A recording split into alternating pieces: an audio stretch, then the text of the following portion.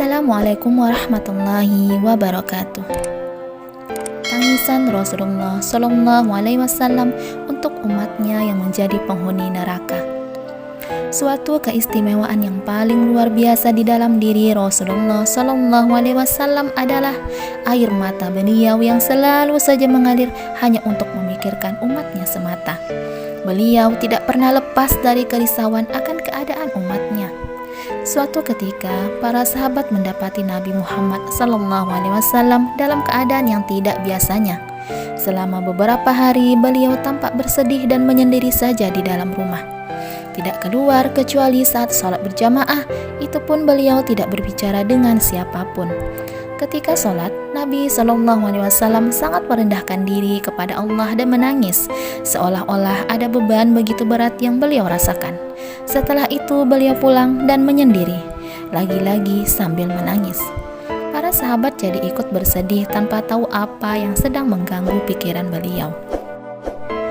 Pada hari ketiga, Abu Bakar datang ke rumah Nabi Sallallahu Alaihi Wasallam dan berkata, "Assalamualaikum ya ahla baiti rahmah. Apakah saya bisa bertemu Rasulullah Sallallahu Alaihi Wasallam?" Tidak ada jawaban.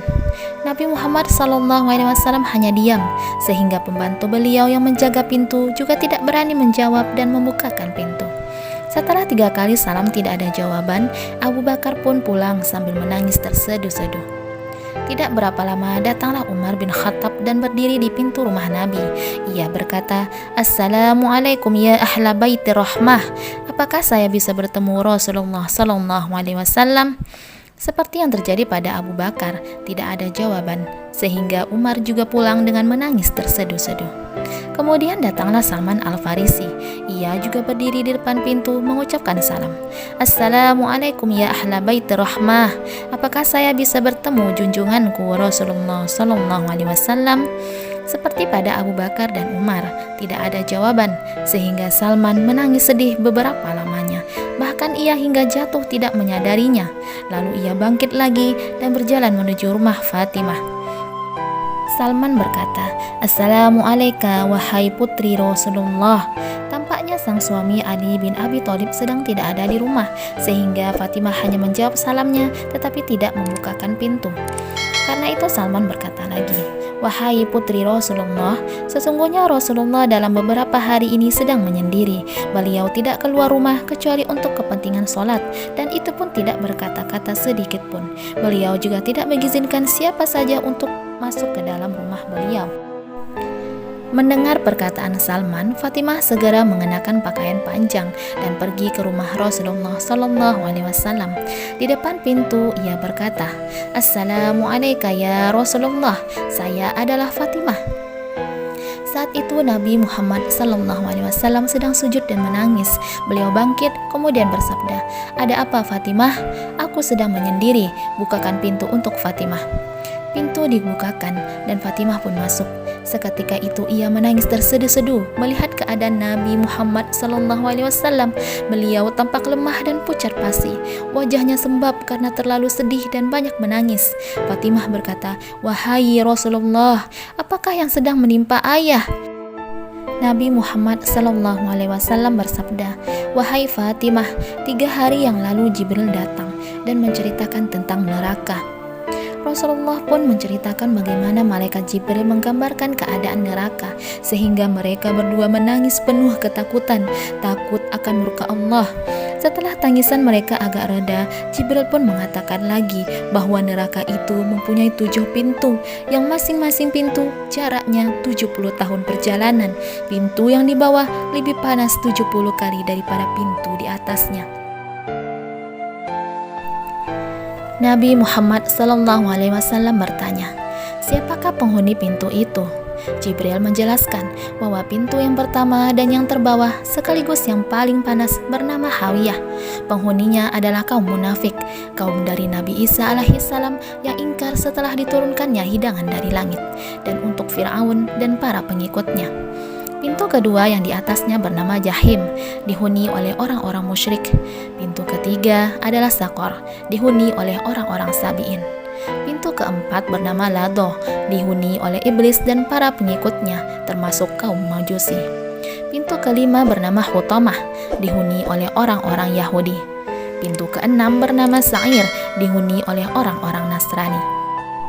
Sampai di situ, tiba-tiba malaikat Jibril terdiam, sementara Nabi Muhammad SAW menunggu penjelasan lebih lanjut.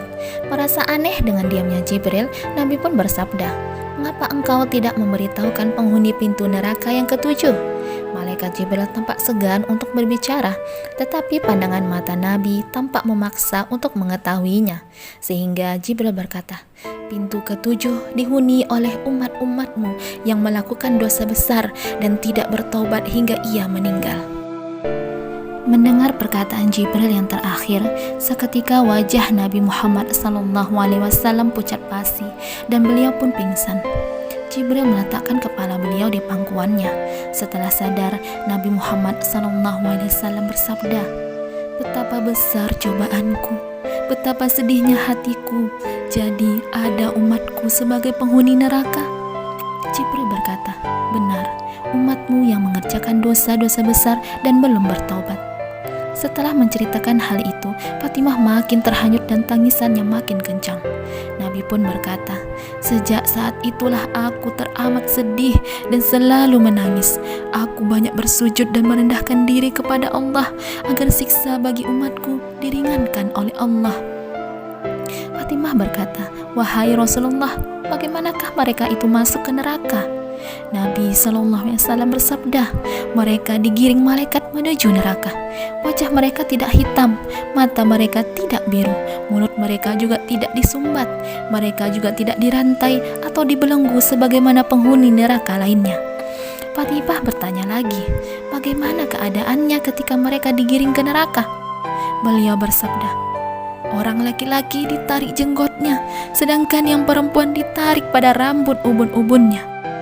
Ketika malaikat yang menggiring ke neraka bertemu malaikat Malik, malaikat penjaga neraka, Malik berkata, "Siapakah mereka ini? Aku tidak pernah menemukan orang yang disiksa seperti keadaan mereka ini. Wajahnya tidak hitam, matanya tidak biru, mulutnya tidak disumbat. Mereka juga tidak digiring dalam golongan syaitan yang dibelenggu atau diikat pada lehernya." Malaikat yang menggiring itu berkata, "Demikianlah keadaannya, kami diperintahkan membawa mereka kepadamu." Malaikat Malik berkata, "Wahai orang-orang yang celaka, siapakah sebenarnya kalian semua ini?" Mereka menjawab bahwa mereka adalah umat Nabi Muhammad yang ahli Al-Quran, berpuasa di bulan Ramadan, berhaji, berjihad, menunaikan zakat, menyantuni anak yatim, mandi saat jinabat, dan sholat 5 waktu. Tetapi mereka mendapatkan siksaan Allah. Na'udzubillah min zalik. Allahumma ajirni minan nar, Allahumma ajirni minan nar, Allahumma ajirni minan nar. Begitu besarnya cinta Nabi Muhammad SAW kepada kita. Bahkan saat kita belum ada di dunia, beliau sudah memikirkan kita. Lalu, bagaimanakah dengan kita? Sudahkah kita mencintai Rasulullah SAW melebihi siapapun? Atau mungkin kata cinta kepada Nabi hanya berupa kata tapi tidak terbukti nyata? Allahumma sholli ala Muhammad wa ala ali Muhammad. Ya Allah, sampaikanlah salawat kepada Rasulullah dan keluarganya. Ya Allah, wahai Dia yang mengistimewakan Muhammad dan keluarganya dengan kemuliaan, menganugerahkan kepada mereka risalah, mengkhususkan mereka dengan wasilah, menunjuk mereka pewaris para nabi, menutup dengan mereka para penerima wasiat dan iman, mengajari mereka ilmu yang sudah dan bakal ada, dan menjadikan hati manusia terpaut kepada mereka. Maka sampaikanlah salawat kepada Muhammad SAW dan keluarganya yang suci. Lakukan pada kami apa yang Engkau layak lakukan dalam agama, dunia, dan akhirat. Sungguh Engkau berkuasa atas segala sesuatu. Dengan rahmat-Mu, wahai yang maha pengasih lagi maha penyayang.